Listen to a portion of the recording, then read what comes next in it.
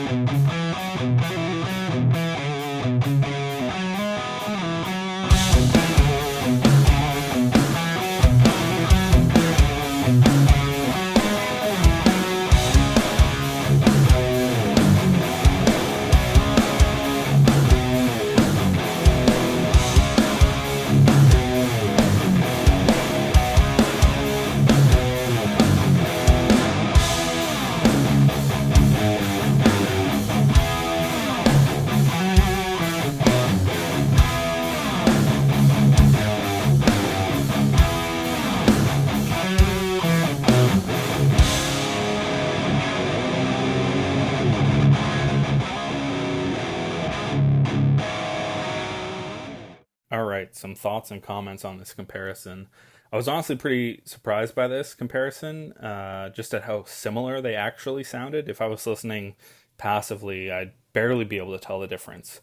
And I had to listen actively quite a lot to really start to pick out some differences. And a lot of my comments are going to be in a recording context, against drums and bass and whatnot. But I will definitely comment on how they feel, playing the amp in the room as well.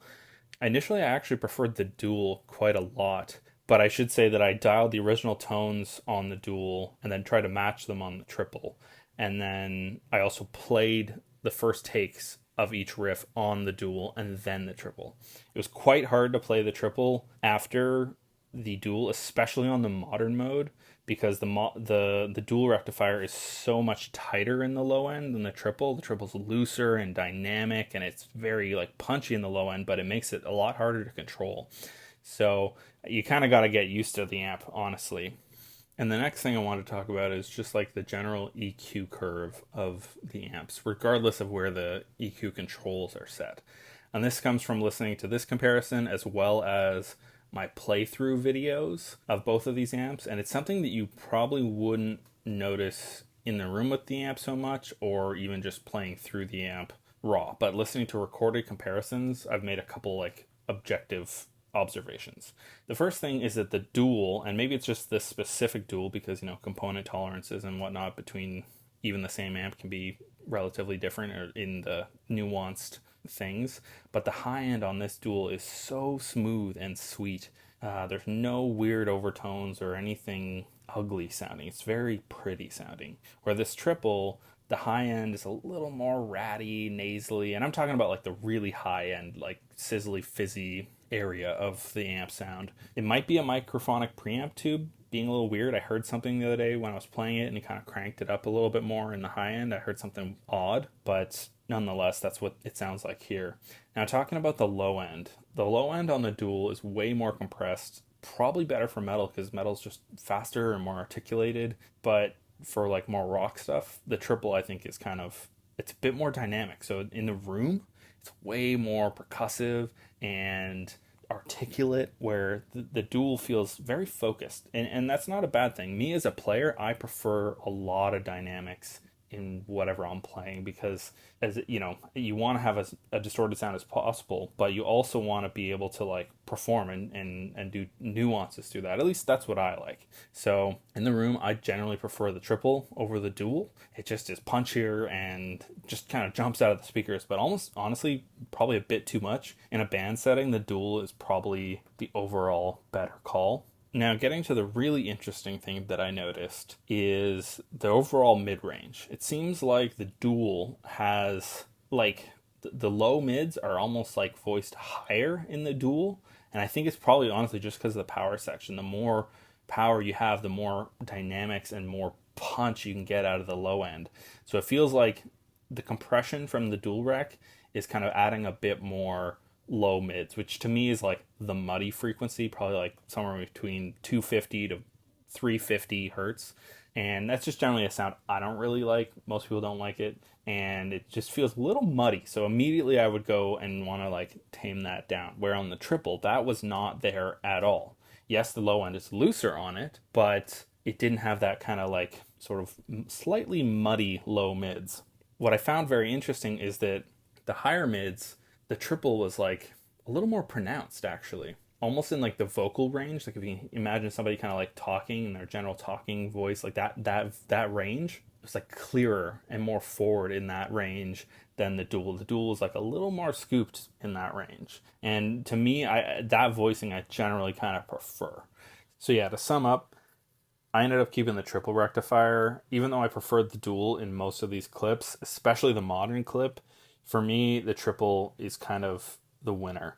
I think in the room is where you'll probably notice the biggest difference between these two amps, especially with like a band playing.